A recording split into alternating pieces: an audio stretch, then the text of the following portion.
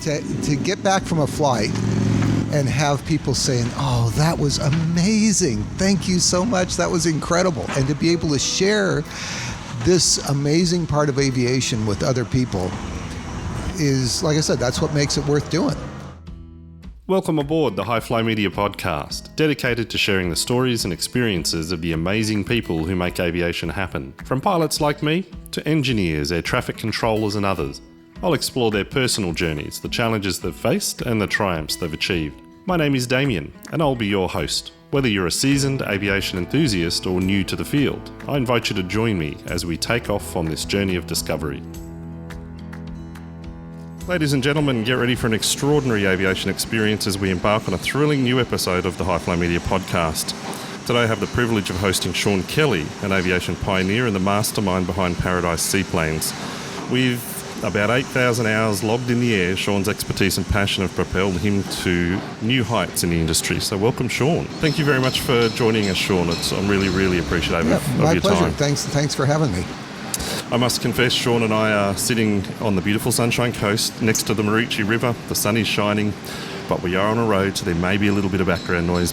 So, I'm an Australian, and we're sitting on the sunny coast, and your accent's not Australian. What's the story? So I'm from California originally. Met a nice Aussie girl in California. Fell in love, got married. We were coming down here to visit her rallies about once or twice a year, and about the third or fourth time we were headed back to the States, I just looked at her, I said, "Why do we keep going back to the States? Why don't we move here? I love this." And she said, "Really?" I said, "Yeah." So it took us a couple of years to get everything sorted, but we've been here for about 14 and a bit years now, I think, and Sandy keeps trying to get me to go back to the States on holidays. And I keep looking at her and saying, "Why would I want to go someplace on holidays that's not nearly as nice as where I live?" So, yeah. Yes, I can attest to that. Every time I need to travel for work and you go, "Oh, this place is so nice," and then you fly back into the Sunshine Coast and you're just like, "Nah. Yeah, that's it. This is paradise." You've aptly named your company, Paradise Seaplanes. So what about you? So you grew up in California? I actually grew up in Colorado.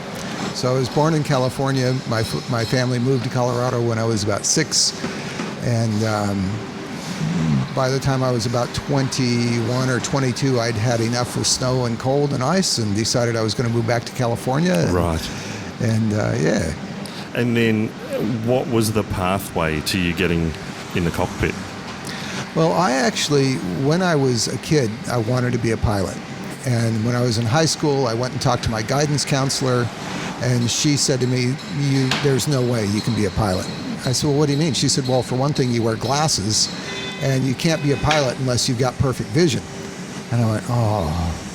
And then she said, "Plus, you've got to be really good at maths, and I've looked at your math scores, and you're not." And I went, "Oh, yeah, that's true." Dream crusher. Yeah. And then she said, and then we found out that I'm a little bit colorblind. And she said, "Well, that's it, because you absolutely cannot be a pilot if you're colorblind." So I said, "All right, fine." So I headed off into the world and sort of accidentally became a real estate valuer and wound up with my own real estate valuation company. And one day my secretary came in and she said, "Guess what I'm going to do this weekend?" And I said, "I have no idea, Robbie. What are you going to do this weekend?" She said, "I'm going to fly an airplane." I said, "What?" She said, "Yeah, you can go to the airport, get with an instructor, they'll take you up and let you fly the plane." I said, "Oh, that's amazing." I said, "Call them up, get me a slot." So she did. So how old were you at this stage? I was probably 32, 33, something like that. Yeah. And so we went down to the airport. I got in this Cessna 172 with the instructor, went up, he let me fly the airplane, and I thought, man, this is the coolest thing ever. And he said, "Well, you should get your license." I said, "Oh, I'd love to, but I can't." He said, "Why not?" I said, "Well, I wear contacts." He said, "Is your vision correctable to 20/20?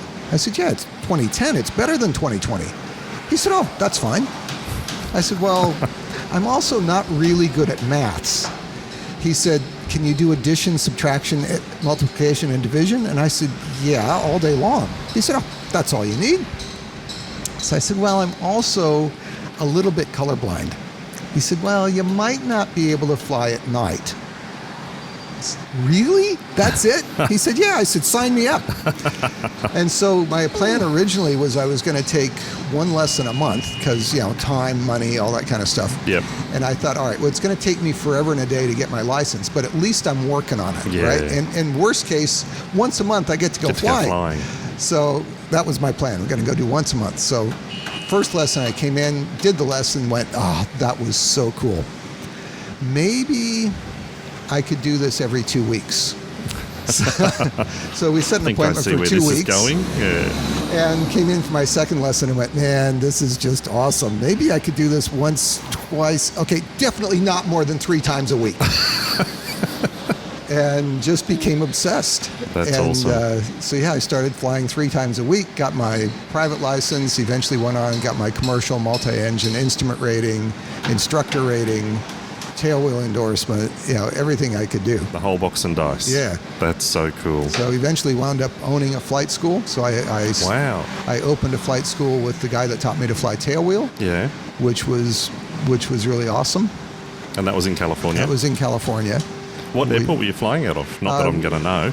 Originally Watsonville. Right. Which is the airport for Santa Cruz County, which is probably 100 miles or so south of San Francisco. Okay. So right on the coast. Yep. And we wanted to start a flight school that was doing something a bit different. When I had about 300 hours, decided I needed my tailwheel endorsement. And that was how I met Robin, who's the guy I eventually wound up starting the flight school with. Right. And Robin was a very interesting character.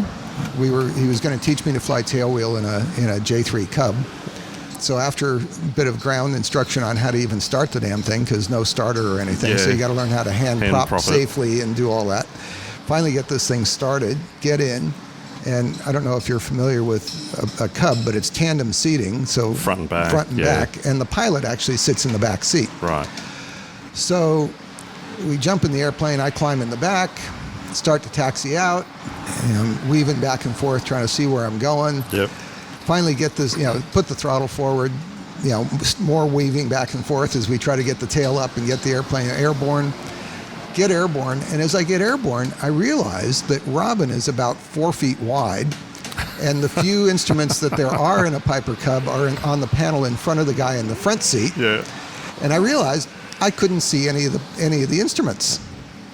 And I said, Robin, I can't see the airspeed indicator. And Robin goes, so? And I thought, this guy's an idiot. Robin, if I can't see the airspeed indicator, how am I going to know how fast I'm going? And he goes, well, how does it sound? How does it feel? And I went, bit slow? He said, good, get the nose down. I went, oh. So we went up, flew around, did some upper air work. Yeah. Coming into the circuit, I realized I couldn't see the altimeter. Robin, I can't see the altimeter. And Robin goes, so? Robin, if I can't see the altimeter, how am I going to know when I'm at circuit height? And Robin goes, you have 300 hours commercial multi-engine instrument rating, and you don't know how big the cars on the ground are when you're in the circuit? And I went, well, yeah, I guess so. Good. Go down until the cars are the right size. And I went, oh. Wow. So it was sort of the start of a completely different way of flying. And I came to realize that what I'd been doing up to that point was operating the airplane. And I wasn't really flying it. And it had never really felt the way that I had hoped it would. I always wanted to be just like a bird up there, just flying around, just, as natural as can be. Yep. And it wasn't. So Robin and I started doing a bit of flight instruction together. And Robin basically changed pretty much everything about how I flew the airplane. Wow. And it was a complete game changer. And it really did take it from operating the airplane to flying. And I loved it.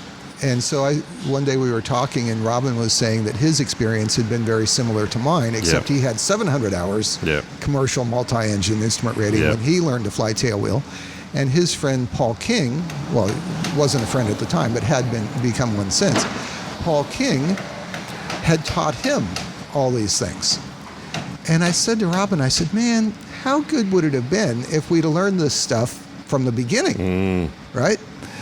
And he said, yeah, it really would have. Because when I first started learning the stuff that Robin taught me, I was kind of cranky with my primary flight instructor because I thought, man, this guy, why didn't he teach me this stuff? But what I realized was that guy basically was doing what 95% of instructors do. Yeah. And so we thought, well, it would be kind of cool to have a flight school that would teach people from the beginning. And so I said, well, we ought to start one. And Robin said, well, that's ridiculous. You can't just start a flight school. And I said, why not? He said, well, for one thing, we don't have an airplane. I said, all right, no problem. Got on the phone, called a friend of mine that had a Cessna 150, said, hey, this is what Robin and I are thinking about doing. Would you be happy to cross-hire your airplane to us? And she said, yeah, if it's you and Robin, I'd do that. So I hung up the phone and said, all right, we've got an airplane. He said, well, we need an office. I said, well, Robin, we're sitting in your office at the airport. He goes, well, I guess that's true. That could work. I said, okay, cool. Next. He said, well, we need to have insurance. So I called my insurance broker and told him what we wanted to do, what the airplane was. He goes, yep, I'll get back to you tomorrow. Insurance solved. Sorted. And then the really, really hard part, which was, what do we call this thing? And that actually took us much, much longer than it did to actually do all the other stuff to get the flight school started. Yeah, wow. Yeah, so we spent hours and hours and hours just kind of kicking different names back and forth, and I'd come up with something and Robin would go, no, that's stupid. He'd come up with something like, that sounds silly. And after about 4 or 5 hours of this, Robin just goes, screw it, let's just call it Acme Aviation. And I laughed, and then I thought about it, and I thought, actually, that's kind of good.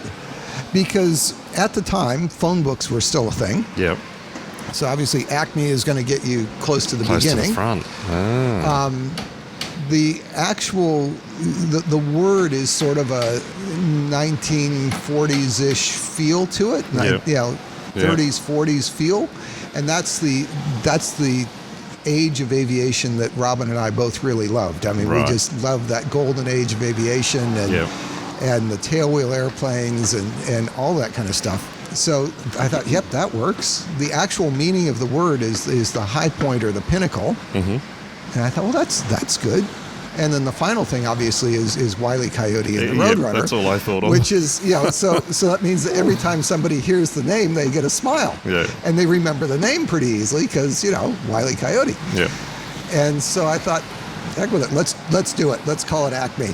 And so we did. I got to admit, I rego stalked your plane on Cass's, registration search, and there it was, Acme Aviation Proprietary Limited. Yep, that's it. When we came to Australia, we just brought the name with us. That's very cool. It's coincidental that you mentioned that experience you had about, you wanting to fly like the birds, but being taught how to operate an airplane.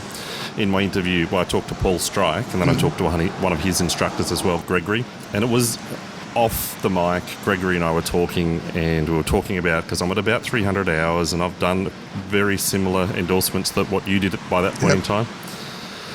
And I said to Gregory, I've never flown for the sake of flying. I've never just gone, you know what, let's just go for a buzz. Yep. And because it's always been with a purpose. I've had to fly somewhere to do something, or I've got to do 3 takeoffs and landings to check this box so I can stay current, or whatever it is. It's never been like, I've never gone for the $100 hamburger for the sake of it, you know. Well, it's hard to do in Australia. Well, yeah, you're probably going to go for like a $300 hamburger. But, and I said to him, I've just not done it. So that's, as I get back into aviation, that's my goal, is to do that. And I'll do that through Paul and working with Gregory.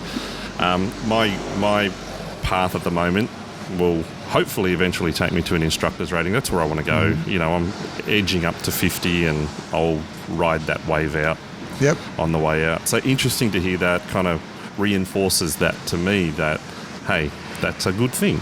It is. And to be honest, instructing is probably my favorite thing that I've ever done in aviation. I'm one of these really weird people that thinks instructing is fantastic. And the main reason that I'm not instructing at the moment is just because it's very difficult in Australia. So I'm actually a grade 1 instructor here in Australia. But in Australia, you're not allowed to teach people to fly unless you're working for an approved flight school. Right. Whereas in the States, if you're an instructor, you can teach people to fly. Right. Full stop. No additional paperwork, no anything. Wow. Because you're an instructor. Yeah. And so you can teach people to fly in your own airplane. You can teach people to fly in their airplane if they're a student that has their own airplane. And if you want to work for a flight school, you can work for a flight school. It gives you a lot of flexibility. When I came here to Australia, I realized that the structure around the approved flight schools is amazing, in that you have an approved syllabus that you must teach to. There are words, even though it doesn't say this in the regulation, if you want to get through your check rides, there are words that you have to say. As you're teaching a student, you have to say these words in this order and this phrase, and you've got to teach them this way, because that's the way it's done. Yeah. And there are times when there are actually better ways to do it. And the Australian system does not allow for that. Yeah. And right? That's something that Paul was very passionate about too. Same kind of thing. There's got to be better ways to teach. That's because he's a tailwheel pilot. Well, this is true. Tailwheel guys are the best. I did mine in the decathlon up in Toowoomba many years back. That's good. So you've learned to fly in the States. You've owned a flying school, established Acme Aviation Flying School. Yep. And then obviously got swept up by the beautiful Sandy. Yes. Came to the sandy shores of Australia. Yes. And then when we met, that was probably about 10 years ago now, roughly. And I can't recall if Paradise Seaplanes was a thing then, or how did that come about? We probably would have just been starting it. I was very frustrated with instructing, and the other thing that happens in Australia as an instructor is that they generally don't pay the instructors really well. And they often try to just pay you for flight time. Right. And if you're 20 years old and trying to build hours, that probably looks pretty good. Yeah. But if you're not, it sort of doesn't. Yeah. And so I had gotten very frustrated with that entire process and decided that I wanted to go and do something on my own again. Because I've been mostly self-employed for most of my life. And when I first came to Australia and was thinking about working for somebody else, I was thinking, man, that would be awesome. How good would that be? You come in the morning and the boss says, last night, the fuel truck ran into the wing of the airplane and it's going to be out of commission for 3 weeks. And you go, geez, that sucks. Call me when it's fixed. It's not my problem. Yeah. And so I was thinking, man, that'd be really good. I'd be up for that. But I guess if you've spent most of your life working for yourself, trying to work for somebody else sometimes can be a bit frustrating, probably for both parties. Yeah. And I just really, really wanted to get back on my own. I'd always been fascinated with seaplanes, and so I decided that's what I'm going to do. I'm going to start a seaplane business. So we got I started thinking about what did I want in an airplane, because I knew that trying to get the permits to do this was going to be a nightmare. Yeah. And I knew noise was going to be one of the really, really big issues that I was going to have to deal with. So I started looking at a bunch of different airplanes. I sat down and wrote myself a list of sort of what I needed in an airplane. So quiet was at the top of the list. I wanted something that would be stable at slow speeds. I wanted something that would be easy to get in and out of, because I knew that probably at least 50 or 60% of my passengers would be 50 years and up. And as you would well know, you've gotten in and out of a lot of Cessnas over the years, I'm sure. Yeah. And trying to get in and out of the back of a Cessna is not easy if you're 20. No. And it's not easy if the airplane's on land, but put it on floats and then fast forward to 50 and it starts being a real issue. Yeah. So I wanted something that would be easy to get in and out of. I wanted something that looked unusual. Mm-hmm. I wanted people to go past and go, whoa, what is that? Mm-hmm. And then sort of at the bottom of the list was radial engine, not for any actual rational reason, just because radial engines are cool. Yeah. And so I looked and looked and looked at a bunch of different airplanes, and I came across the Wilga 80, and I went, son of a gun, this thing ticks every single box. The noise certificate on it is 61.8 decibels, which is basically about the same as the level of noise that we're creating right now by talking. Wow. It's super quiet. You'll see when we go to take off. Well, I didn't hear you land. Well, I'll have to admit I didn't actually. I just taxied over. Oh, did you? But you'll see when we come in, even on takeoff, the airplane's going to make less noise than the traffic going by behind us on Bradman Avenue here. Wow. So that's and then quiet. Once it's airborne at 500 feet and cruise power, you can hear it if you pay attention and you're listening for it, but otherwise, not a sound. It's amazing.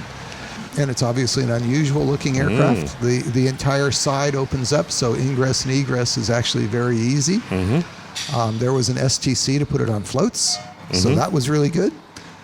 And so I thought, right, that's what I need. And I was originally thinking I'd have to go to probably Europe or to the US to find one. And I opened my local aviation trader here in Australia, and there it was for sale down in Melbourne. And it looked like a good airplane. The price was right. I had it checked out, and the guy that checked it out went, yep, she's sweet. So I bought it. And was it in this color? It was in this color. It was on wheels when I bought it. Yep. It's the Wilga is an amazing airplane for what we're doing. It's literally perfect for what we're doing with it. It's pretty much rubbish for anything else. So, it's slow. It drinks a lot of fuel, so we're drinking a liter a minute. Wow. It doesn't carry a lot of fuel, and it's only cruising at 75 knots. Yeah, right. So, liter a minute at 75 knots and 180 liters Don't maybe. use it for touring. No. So it took me 3 days to fly back from Melbourne. Oh, wow. That's saying something. It was a great adventure, but it was definitely not quick. And it would have been pretty expensive. It was. Yeah. But one of the things that I've really I knew this from being involved in aviation before, but now that I'm involved with seaplanes, somehow in my mind there's like aviation dollars and real dollars, and like 2,000 aviation dollars is nothing. True. Oh no, those are aviation dollars. It was only $2,000. That's a bargain. In real dollars, you think, geez, that's a decent down payment on a car or something. Yeah. But so in aviation dollars, it wasn't bad. So you've got the Wilga, you've got her on floats. I've just seen you do a couple of flights, which is awesome. Getting to see it take off and land, and the joy on the people's faces. It is so fun. I mean, and what you just said, the joy on people's faces is absolutely the best part of this job. I mean, I love the flying, I love the scenery, but the people are what make it really, really worth doing. And that is to get back from a flight and have people saying, oh, that was amazing. Thank you so much. That was incredible. And to be able to share this amazing part of aviation with other people is, like I said, that's what makes it worth doing. I think aviation has gotten to a point where it's so sort of sterile.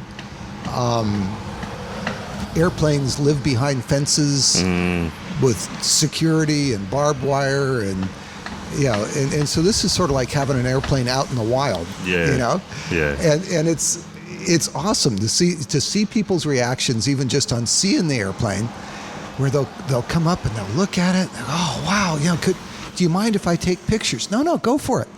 If there's little kids that are interested, it's so awesome. If there's little kids that are interested, I'll go, would you like to have a closer look? Oh Yeah. You put little 4, 5, 6, 8-year-old, even 10, 12-year-old kids up in the airplane, and they're like, wow, this is amazing. And if you think about it, when we were young, we could go to the airport and you could actually walk out at a GA airport. You could actually walk out on the tarmac. You could actually walk up to the airplanes and look at them right up close. And you can't do that anymore. So I love that. There's that disconnect, isn't there? There really is. And I reckon one of my jobs is to help sort of get a whole new generation addicted to the idea of flying.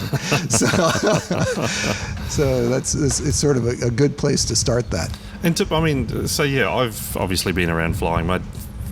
You don't know, my dad was in the Air Force, so I've been around aircraft since I was very little. But this is my first time being up close to a seaplane. Yeah. So, you know what I mean? Yeah, so exactly. It's even people having exposure to that. Like, that's it. Most people, if you were to stop someone on the street, have you ever flown in a plane before? Oh, yeah, I've flown in a plane before. Where'd you fly? I flew to Sydney. Yeah. So the majority of people are talking they were self-loading cargo on an airline. That's exactly right. As opposed to having flown in a smaller aircraft, let alone a Wilga on floats. That's it. Like, that's very rare. It really is. And one of the things, especially the seaplane aspect of it, is incredibly magic. The number of times I've been sitting here between flights and had people walk up to me and say, 40 years ago I went for a flight on a seaplane, and they'll stand there and spend 10 minutes telling me about a flight they did 40 years ago. And you think, how good is that? How good is that to be able to be a part of something like that and to be able to help people make memories like that? Yeah.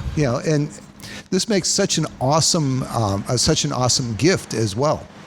Most things, if you give somebody a gift and you ask them 6 months later what they got, they're like, a tie maybe? Yeah. I don't remember. But to be able to give them an experience that they're going to be able to remember 30, 40 years from now, and not just remember, but still be talking about, is phenomenal. Well, one of the, as you know, but the listeners don't, one of the gentlemen you just took up for a fly, he was his 80th birthday yesterday, and so for the listeners' sake, he had family flying from Perth, he's had family fly over from New Zealand, and Shawn got to take him up for a flight. And even after Shawn had taken off on the second flight, he came over and he was still talking about it, and he was really grateful to Mark, who works for Shawn, and it was just great to see. So he was buzzed. Yep, and that's it. That's it. And I got to admit that's a bit contagious. Yeah. And that is seriously one of the things that gets me up smiling in the morning is knowing that when I come to work, I'm going to be able to share that kind of experience with people. That's fantastic. And so where to for Paradise Seaplanes? Do you see the fleet expanding, or do you see it staying? Well, I would love to have the fleet expand a bit. The main issue that we have at the moment is we've had a couple of things sort of back to back that have prevented us from growing to the point where we can do that. Obviously COVID was not helpful because that shut me down completely for a year and a half. Yeah. And even after they started allowing people out and about, there was still the social distancing, and obviously I can't social distance somebody in a 4-seat aircraft. Yeah. So that really did shut us down completely for quite a long time. Yep. And that makes it difficult. And then we've had probably the last 12 months, we've had a lot of rain, a lot of wind, which has prevented us from flying. So over the last year, we've had a lot of days, a lot of weeks where we weren't able to fly at all. Yep. And so that, obviously makes it a bit hard to get traction and get going again. Before COVID, we were right on the verge of being able to expand and sort of move to the next level. Wow. But we've had to sort of almost start over from scratch again. Yeah. Thanks, COVID. So, yes, that's it. So, but we, with the weather turning, we're supposed to have El Nino, which usually is a bit drier, a little bit less windy. So I'm looking forward to that. Nice. Good ramp up. Yes. So there's a few questions that I like to ask those that I interview. Yeah. The first one is if you can tell us about, and you'll have plenty of these, but you might have trouble picking one. Tell us about a memorable experience you've had whilst flying and what made it special to you. That is so hard because, there are so many. I would say, obviously, my first solo. Yeah. I think for everybody, that's going to be... And you never forget it. You never forget that. That's such an incredible experience. I would say one of my first dates with my wife... Was it an airplane? Was in an airplane. That's cool. When she proposed to me, it was... Come again? So I had proposed to her, and she was like, "Oh, I'm not quite ready." And I said, "Right, I'm not going to ask again. If you decide to change your mind, it's up to you." So a couple of months after that, she on a Sunday, she said, "Why don't we take I had a Cessna 140. She said, "Why don't we take the 140 and head over to Fraser Lake," which was a really awesome little grass strip just south of San Jose in California. Lots of cool airplanes hangared there, Stearmans and Wacos. Oh, that's cool. And, lots of awesome tailwheel stuff. And really beautiful grassy area where you could just go and hang out. She said, why don't we head over to Fraser Lake and let's have a picnic? I said, "Oh yeah, twist my arm. That sounds great." So we jumped in the 140 and flew to Fraser Lake. And Sandy had made up this really beautiful picnic. And while we were sitting there chatting about things, she was just sort of playing with a bit of grass, and we were just talking. And finally, she said, "Will you marry me?" And I said, "Are you serious?" And she said, "Yes." And what she'd been doing was she had actually been braiding a little ring out of grass. Oh, how sweet. So that was pretty cool. So that was obviously one of the very, very memorable ones. First flight with my oldest son, very memorable. My younger son, memorable as well, but he wasn't as thrilled. Shane has been fascinated with airplanes since before he could talk. Right. I wonder why. Well, but Ryan isn't. So Ryan thinks airplanes are good because they're faster than driving. Right. Right. I mean, that's pretty much the extent of his fascination with airplanes. Cool. We can get on a plane. We can get there quicker. But Shane, before he could talk, one of my students at the flight school had given me a calendar that was warbirds, really beautifully done pictures of warbirds in flight. And on the back of this calendar were all 12 pictures in obviously smaller format. And Shane loved that calendar. So he's like a year, maybe a bit more than a year old, because I think he started actually talking at about 18 months. And we'd sit down and we'd look at the calendar, and he'd look at the pictures, and I'd point to the different airplanes and I'd tell him what they were. And he would just sit there and do that for 20, 30 minutes at a time, no problem at all. Yeah, right. And after about 2 weeks of this, I was sort of getting over it. And I thought, all right, just for grins, I'm gonna ask him. I said, "Shane, show me the P-51 Mustang." And sure enough, he took his finger and pointed right at the P-51, and I went, "Whoa, that was a pretty awesome coincidence." Yeah. I said, "All right, show me the Corsair." And bang, there's the Corsair. Where's the B-7? 12 airplanes, flawless. Every single one. Just point to it, knew it, no problem. Wow. By the time he was 3, maybe 4, he knew all the major parts of an airplane. We went to the Salinas Air Show when he was probably, I think he was 4. We went to the Salinas Air Show, and there was somebody from the Air Force there that was displaying a cargo plane. I don't remember which one. And the lady that was manning the display saw Shane, and he was wearing a little bomber jacket with fleece collar, and looked pretty cute. And she said, "Oh, do you like airplanes?" And Shane's like, "Oh, I love airplanes." She said, "Well, do you know what parts of the airplane are called?" And Shane said, "Yes," because he was a very serious young man. He still is. He still is. And she said, "Well, what's that?" And she points to the wing, and Shane goes, "Well, that's the wing." And I said, "You can ask him harder questions if you want." She goes, "What do you mean?" I said, "Well, like flight controls and that sort of thing." She, "Really?" I said, "Yeah." So she points at the aileron. She goes, "What's that?" Shane says, "Aileron." What's that? Flap.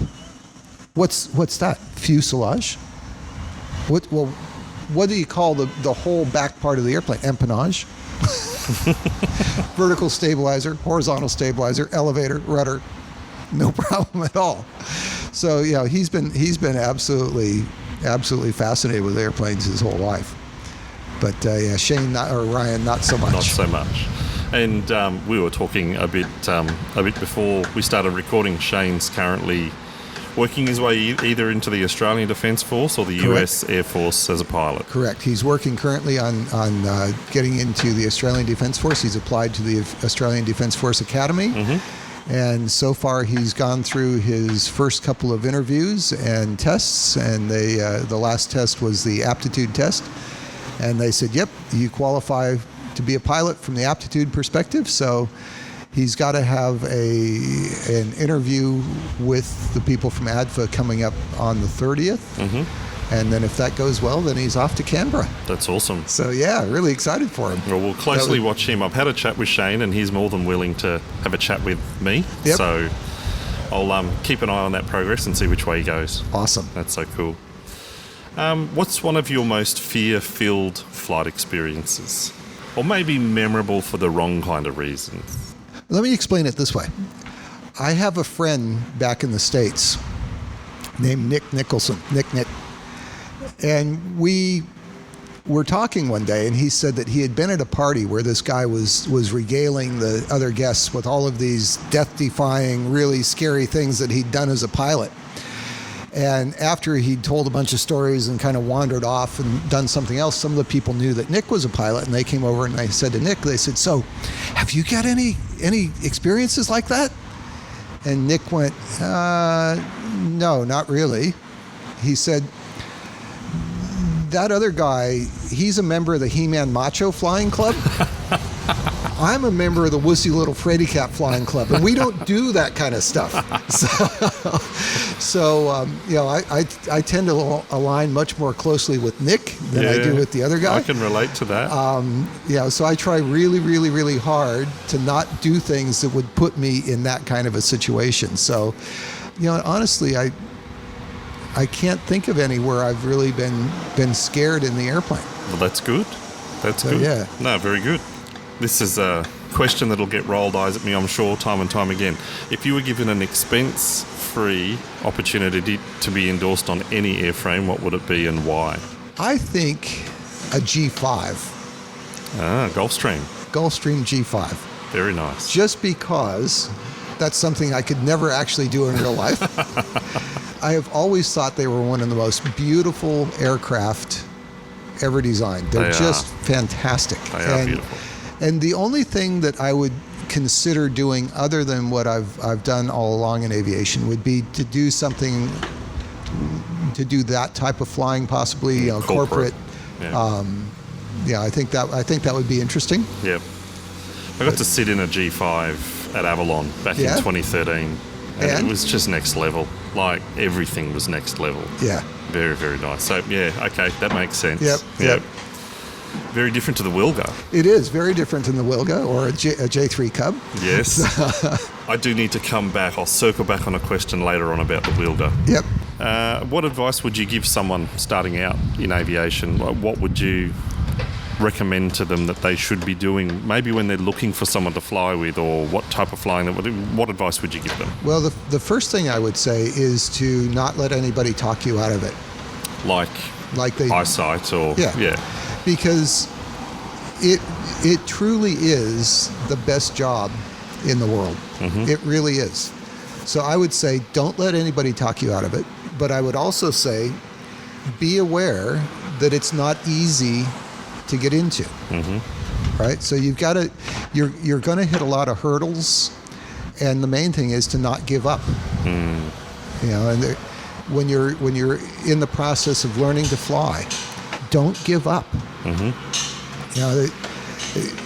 It doesn't matter who you are. Everybody during the course of learning to fly hits plateaus where they just think, there's something. They just have something that's difficult. They're having a hard time getting past, and too many people hit that and just quit. Don't don't quit. Yeah, push through it. Just push through. Yeah. Just keep going. We've had, I had a guy that was probably the oddest learning curve of anybody I've ever taught in my life. And he was an ex-Navy SEAL. He was a trader on the bond market. He had done extremely well for himself.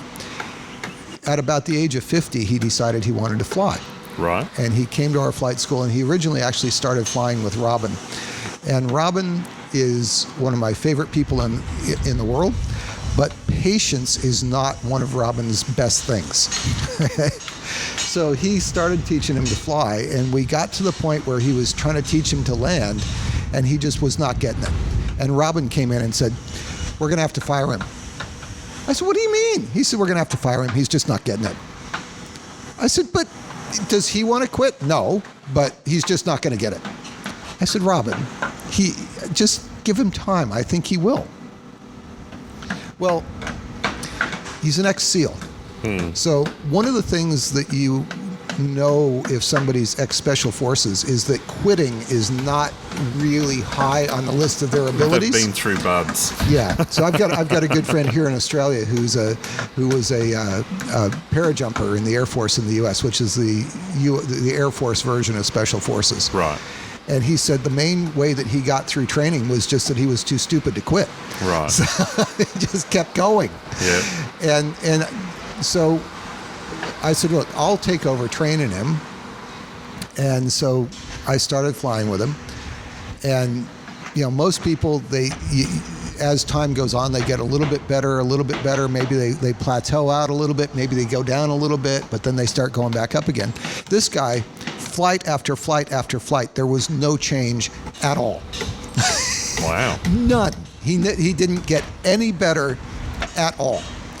And I was trying all kinds of different ways to explain things to him. I took him over to Fraser Lake to the grass airstrip because we were learning to fly in the 140, which no progress. And then one day, after about probably 10 hours in the circuit, he nailed it.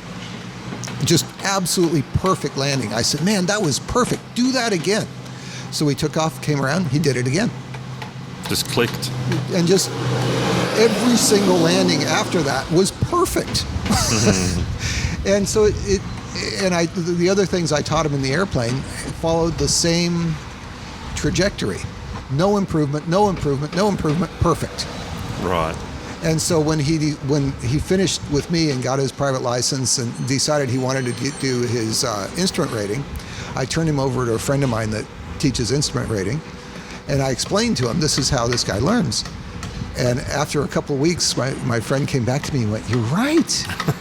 He's like, no improvement at all, and then perfect. Yep. So the thing that got him his license was that he didn't quit. Persistence, yeah. He didn't quit. And he is a fantastic pilot at this point.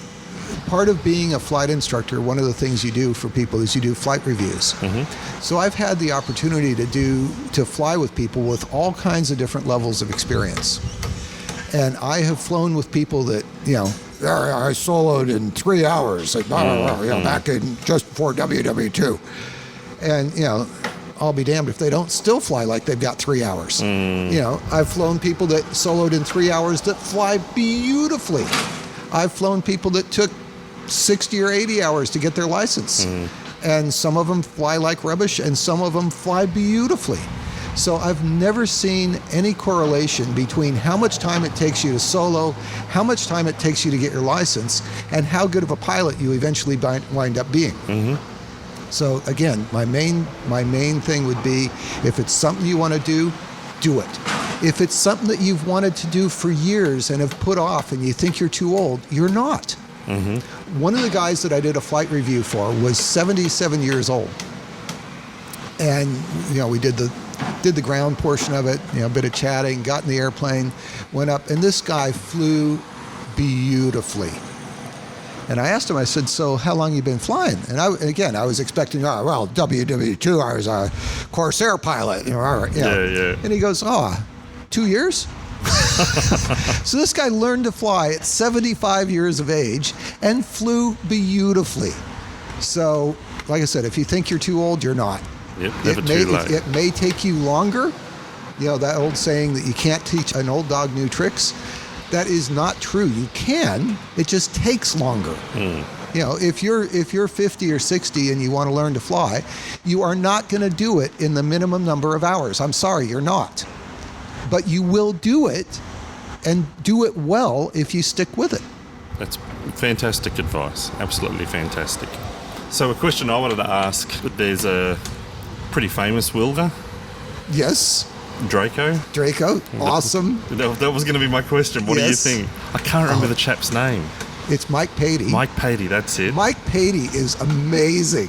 The energy that guy has is phenomenal. Yes. And his ability, I wish I could find somebody to work on my airplane that could do the stuff that Patey can do. Because he goes, we just need a part like this. So last night, I just whipped one up.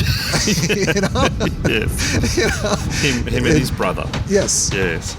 They're awesome. I love watching those guys. The day that I saw on his YouTube channel when the Draco, I think it might have ground looped or it something. did. Yeah, he ground looped. I almost cried. I did too. But one of the things that I really, really like about Mike Patey is that he didn't make any excuses. He owned it. Yeah. He basically just said, "Look, I was stupid.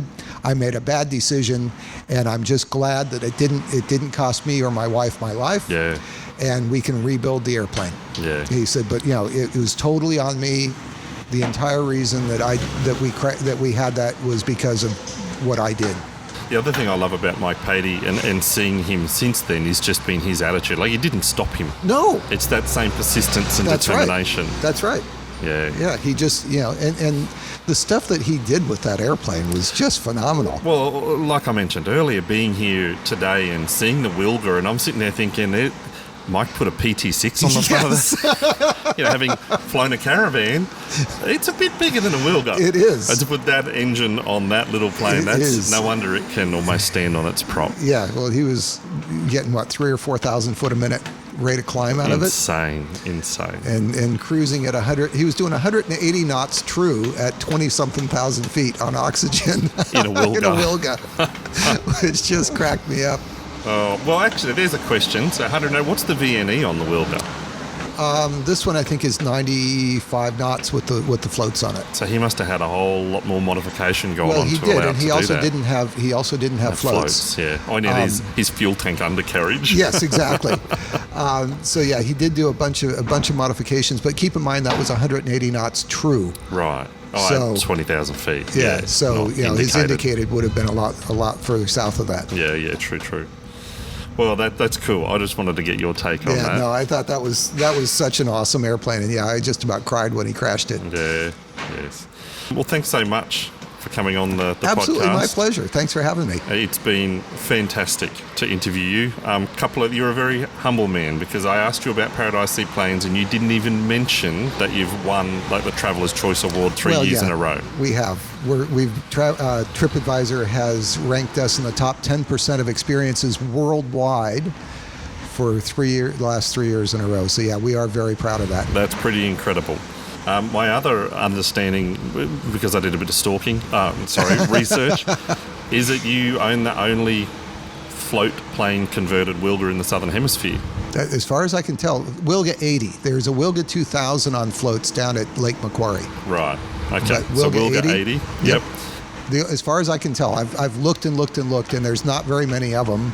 And the only ones I've been able to find are all in the Northern Hemisphere. So. Rightio. So when you combo TripAdvisor worldwide saying that flying with you is in the top 10% of experiences that you could do, you combo that with my comments earlier on about whenever I fly back into the Sunshine Coast as self-loading cargo, we live in paradise. We really, really do. And you combo that with an incredibly rare aircraft, I would have to say you would be nuts. If you were visiting the Sunshine Coast, put that money in your budget and get up in the air.